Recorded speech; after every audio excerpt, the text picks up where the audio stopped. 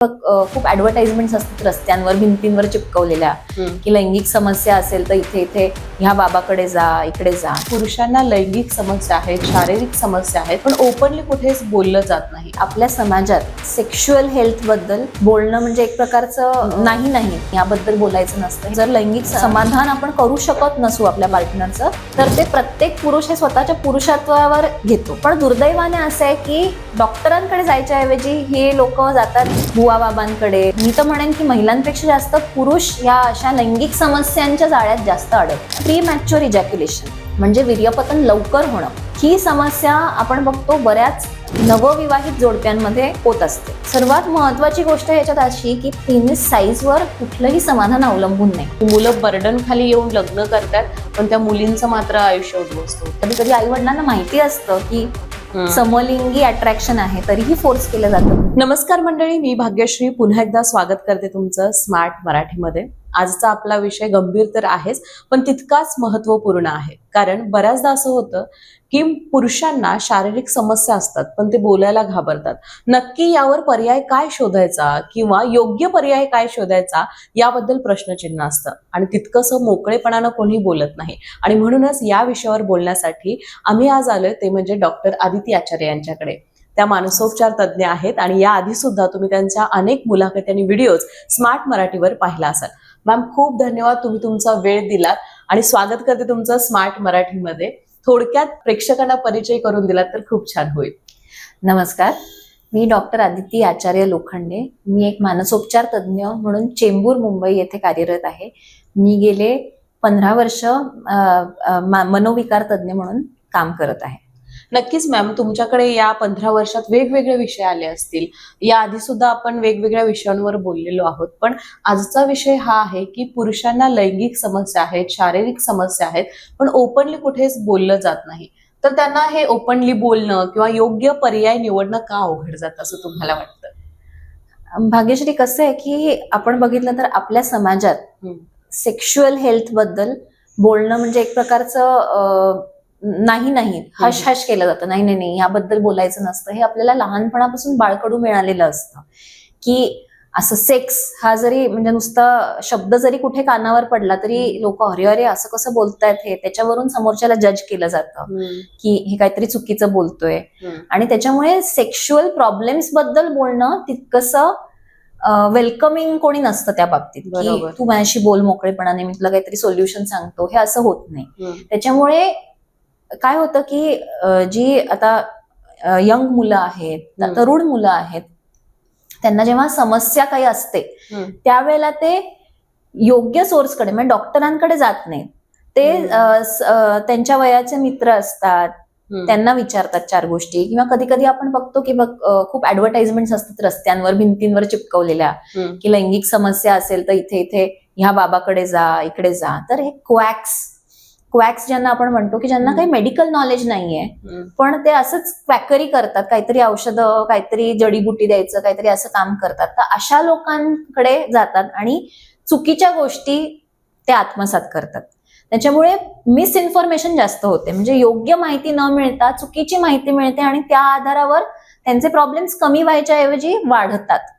नक्कीच मॅम, जसं आता तुम्ही बोललात की जे क्वॅक्स असतात त्यांच्याकडे ही लोक जातात, पण शक्यतो बोललं जातं ते स्त्रियांबद्दल. म्हणजे सध्याचं गाजणारं प्रकरण पण माहित आहे, अशोक खरात, आणि असे अनेक आता बुवा बाबा बाहेर येताना दिसतात आणि यांच्याकडे स्पेशली महिला अडकतात असं म्हणतात. पण पुरुषांचं पण प्रमाण तितकंसं आहे का यामध्ये की ते दिसून येत नाही? नाही, पुरुषांचं प्रमाण निश्चित आहे. कसं आहे की लैंगिक समस्या एखाद्या पुरुषाला उद्भवली किंवा त्याला जाणवली तर त्या बाबतीत, कारण कसं आहे की लैंगिक समस्या म्हणजे जर लैंगिक समाधान आपण करू शकत नसू आपल्या पार्टनरचं, तर ते प्रत्येक पुरुष हे स्वतःच्या पुरुषत्वावर घेतो. बरोबर. आणि त्याच्यामुळे स्वतःच्या इगोला कुठेतरी इजा पोहोचल्यासारखं होतं. त्याच्यामुळे जर अशी काही समस्या असेल तर तो पुरुष लगेच धाव घेतो मदत घ्यायला. आणि पण दुर्दैवाने असं आहे की डॉक्टरांकडे जायच्या ऐवजी हे लोक जातात बुवा बाबांकडे किंवा मित्रांच्या साहाय्याने अजून कोणाकडे, अशाच क्वॅक्सकडे, आणि लाखो रुपये खर्च करतात. तर ही फार दुर्दैवाची गोष्ट आहे. आणि त्याच्यामुळे मी तर म्हणेन की महिलांपेक्षा जास्त पुरुष या अशा लैंगिक समस्यांच्या जाळ्यात जास्त अडकतात.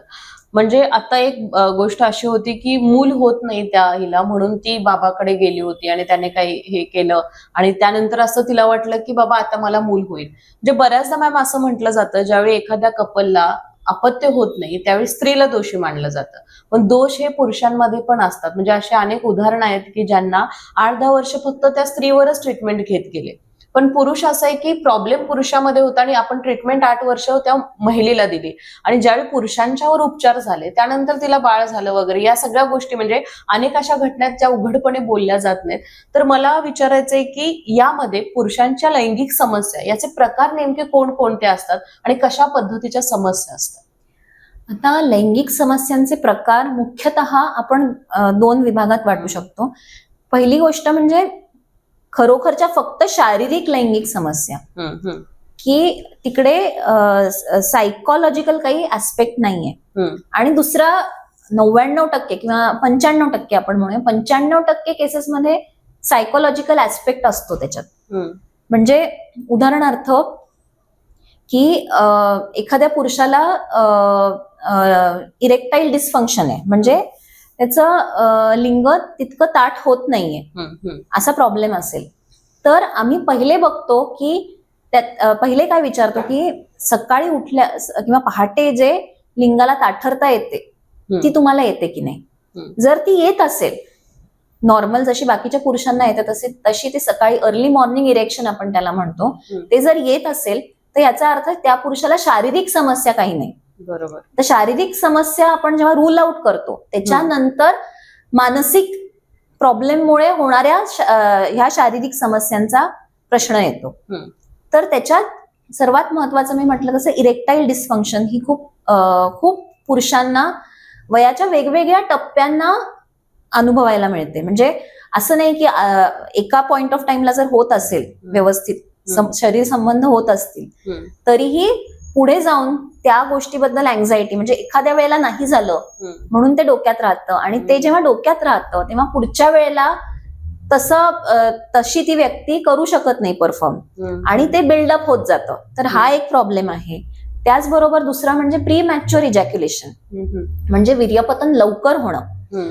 ही समस्या आपण बघतो बऱ्याच नवविवाहित जोडप्यांमध्ये होत असते, कारण सुरुवात असते, नवीन आयुष्याला सुरुवात केलेली असते, त्याच्यामुळे एक्साइटमेंट जास्त असते, पहिल्यांदा संबंध ठेवत असतात, त्याच्यामुळे खूप भावना असतात आणि त्याच्यामुळे वीर्यपतन लवकर होतं.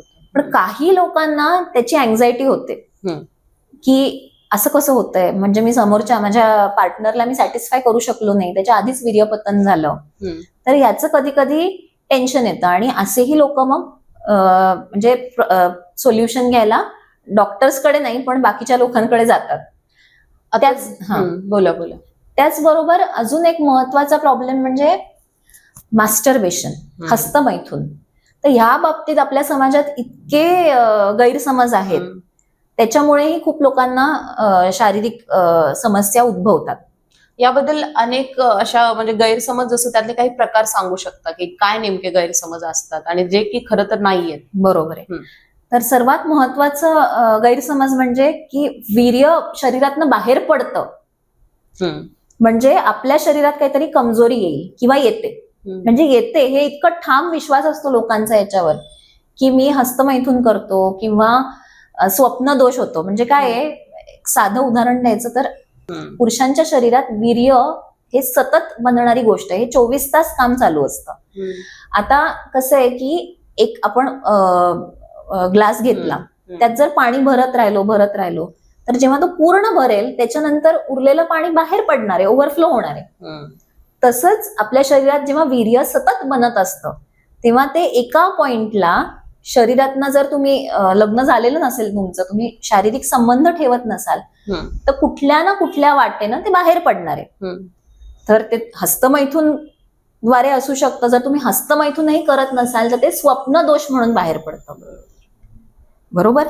तर ह्या गोष्टी आहेत ना जेव्हा घडतात तेव्हा मग कधी कधी तरुण मुलांना ह्या गोष्टीची भीती वाटते की अरे हे बाहेर पडतंय माझ्या शरीरातनं, म्हणजे मला कमजोरी आली आहे, मला त्याच्यामुळे त्यांना कधी कधी फिजिकल शारीरिक लक्षणंही दिसायला लागतात की माझी पाठच दुखते, डोकंच दुखतं, मान दुखतं, पोट दुखतं, असं वेगवेगळ्या समस्या उद्भवतात, त्याच्यामुळे लोक डिप्रेशन मध्ये जातात. बरोबर.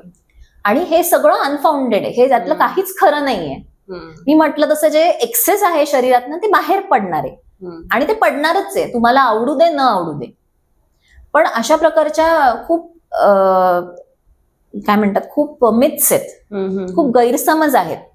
तर त्याच्यामुळे अशी लोक मग क्वॅक्सकडे जातात आणि क्वॅक्सकडे दुर्दैवाने काय होतं की नाही हे बरोबर आहे, हे असं नको व्हायला म्हणून त्याच्यावर औषध दिलं जातं. पण ती नैसर्गिक होणारी गोष्ट आहे, ती होणारच आहे, तुम्ही काहीही करा.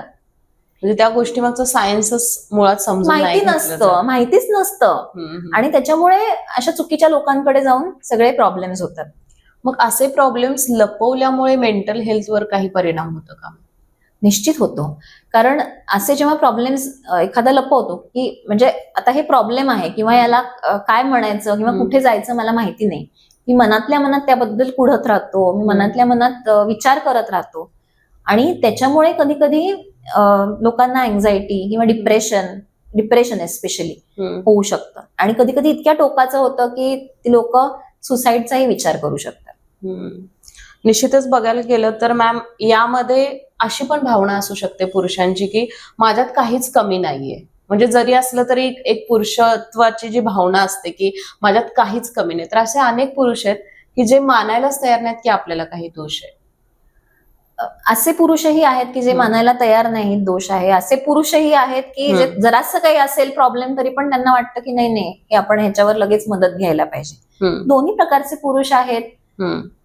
आणि मी म्हटलं तसं समस्या जर असेल आणि आपल्याला जर योग्य त्याला म्हणजे काय म्हणायचं किंवा समस्या आहे की नाही हेही कळत नसेल तर योग्य वेळेला डॉक्टरांचा सल्ला तुम्ही घ्या, तुम्ही सेक्सॉलॉजिस्टना दाखवा किंवा सायकॅट्रिस्टना दाखवा की ते तुम्हाला व्यवस्थित गाईड करू शकतील. आणि हे प्रॉब्लेम्स असेल ना की हे फार काही त्याला रॉकेट सायन्स लागत नाही, छोट्या छोट्या गोष्टी आहेत आणि त्याच्यावर उपाय आहेत.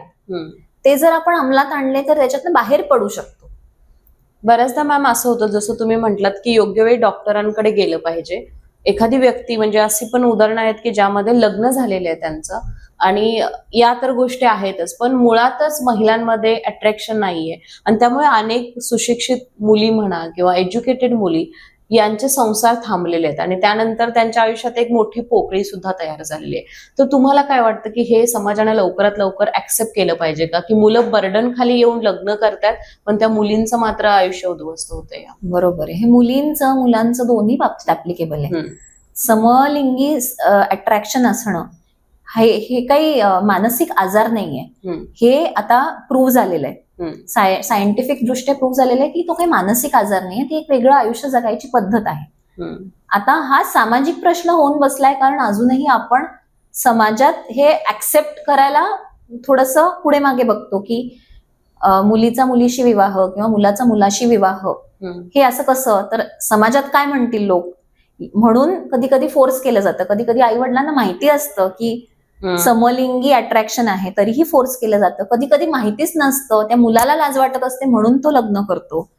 तर ह्या सगळ्या गोष्टी टाळता येण्यासारख्या आहेत जर आपण तेवढं समाज म्हणून जर अशा मुलींना समजून घेतलं आणि योग्य वेळी त्यांचं काउन्सिलिंग केलं. काउन्सिलिंग म्हणजे सपोर्टिव्ह काउन्सिलिंग की ठीक आहे असं आहे तरी पण समाज म्हणून आम्ही नाकारत नाही तुला किंवा आई वडील म्हणून आम्ही तुला तू जे काही करशील त्याच्यात आम्ही सपोर्ट करतो, तर या गोष्टी टळू शकतात. नक्कीच मॅम. यानंतरचा माझा महत्वाचा प्रश्न असा आहे की हल्ली डॉक्टरांकडे सोडा किंवा जसं तुम्ही क्वॅक्स म्हटलात, पण काही मुलं किंवा मुली सुद्धा आहेत ज्याचं सोल्युशन त्या इंटरनेटवर बघतात किंवा सोशल मीडियावर बघतात आणि वेगवेगळे व्हिडिओ असतात, त्यामुळे पुरुष यामध्ये कन्फ्युज होऊ शकतात.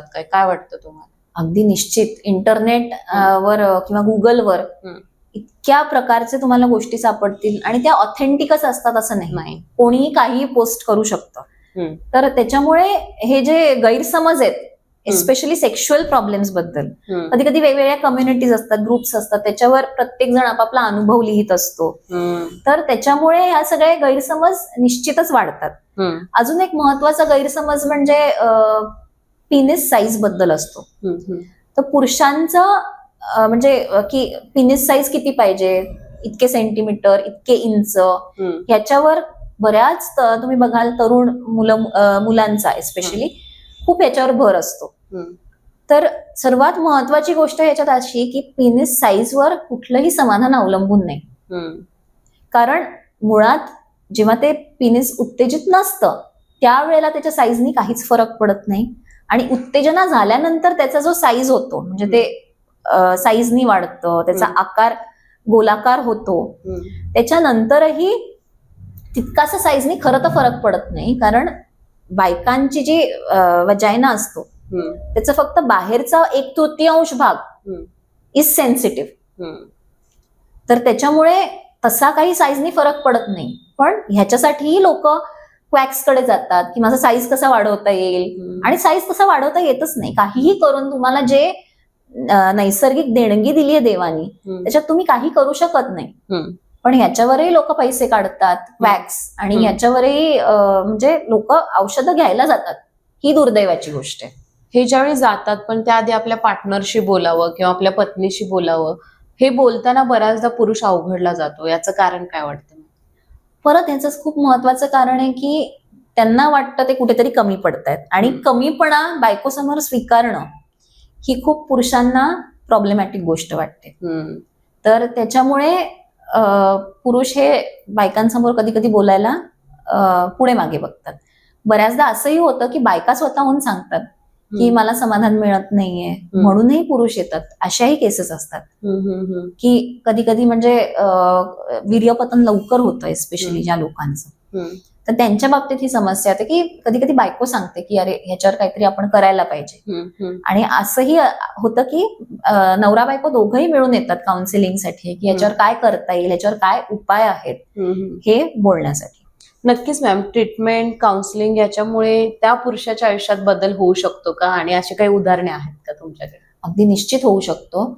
कसं आहे की मी तुम्हाला उदाहरण सांगते. म्हणजे अशीही कपल्स आहेत की जी 5-5, 7-7 वर्ष लग्नाला झाली आहेत, पण अशा छोट्या छोट्या समस्या आहेत की त्या पुरुषाला, त्या मुलाला अँझायटी आहे. म्हणजे त्या वेळेला ती वेळ जवळ आली की तो इतका घाबरून जातो, इतका अँक्शियस होतो.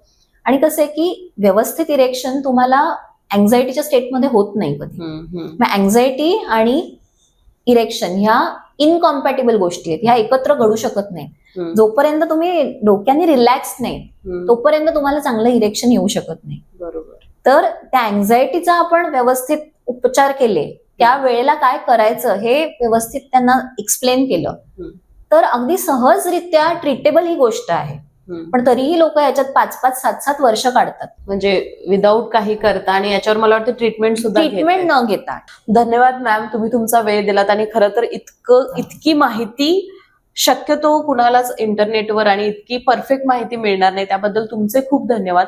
प्रेक्षक हो, ही माहिती तुमच्या आयुष्यासाठी खरं तर खूप महत्वपूर्ण आहे. त्यामुळे असे प्रॉब्लेम्स ज्यांना असतील त्यांच्यापर्यंत हा व्हिडिओ नक्की पोहोचवा. त्याचबरोबर सामान्य ज्ञान म्हणून या गोष्टीबद्दल तुम्हाला कुठेच अशी परफेक्ट माहिती मिळणार नाही, त्यामुळे जे तुमचा मित्रपरिवार आहे त्यांच्यापर्यंत हा व्हिडिओ नक्कीच शेअर करा. मॅम, पुन्हा एकदा धन्यवाद तुमचा. आणि प्रेक्षक हो, तुम्हाला ही मुलाखत आवडली तर शेअर करा, आणि हो, अशाच माहितीपूर्ण व्हिडिओसाठी स्मार्ट मराठीला सबस्क्राईब आणि फॉलो करायलाही विसरू नका. धन्यवाद.